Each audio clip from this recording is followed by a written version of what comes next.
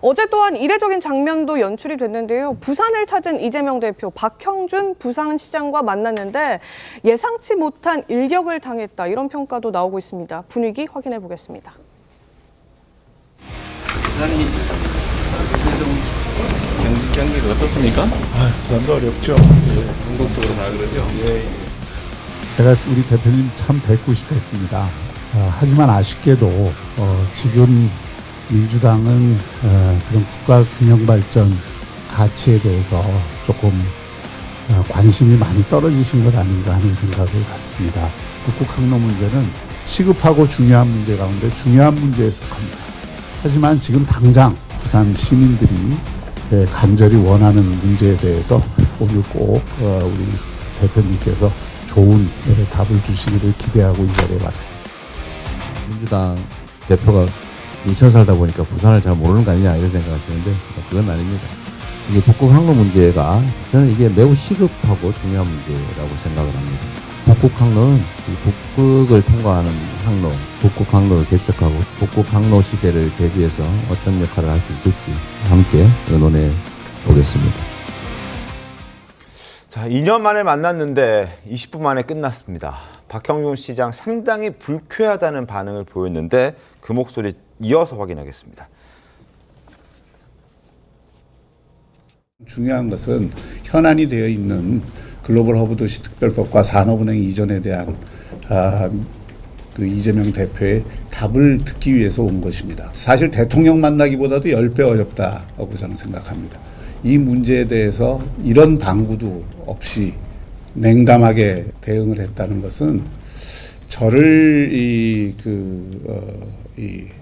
무시했다는 생각을 넘어서서 우리 부산 시민들을 냉대했다라는 생각을 저는 하게 됩니다. 네, 본인을 포함해서 부산 시민까지 냉대하는 행동이다. 이렇게 거친 언사 쏟아냈는데 이 두 사람의 신경전이요.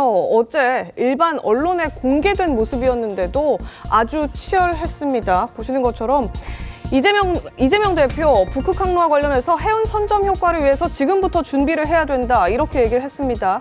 그랬더니 박형준 부산시장 중요한 문제에 속한다. 그러면서 산업은행 이전을 또 꺼내면서 세상에는 시급하고 중요한 게 있는데 민주당이 좀 응해줘야 한다. 이렇게 얘기를 했더니 이 대표 북극 항로 문제가 시급하고 중요한 문제라 본다.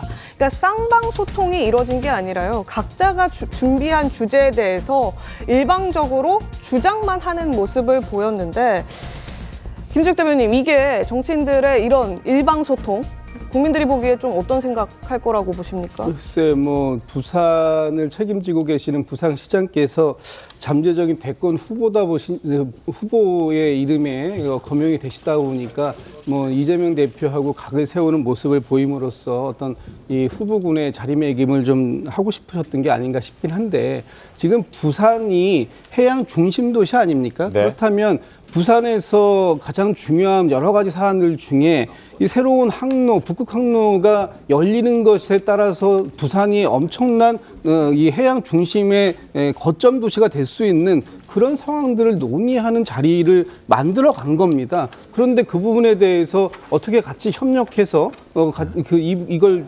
유치시킬 건가 하는 이런 부분에 대해서 말씀을 주시는 것이 오히려 부산 시민들을 위하는 길이 아니었을까라는 생각해 보면 자기만의 주장을 하기 위해보다는 또 야당에서 준비해간 내용들에 대해서도 호응을 해주시는 부분이 훨씬 더 필요했던 시간들이 아니었을까라는 생각을 해봅니다.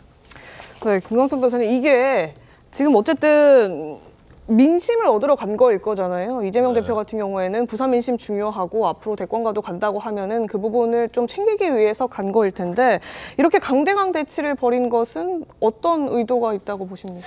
근데 이것도 이제 진정성에 관한 문제예요. 그러니까 이제 부산 자체가 사실은 지난 총선에서 어떻게 보면 여당의 표를 몰아줬잖아요.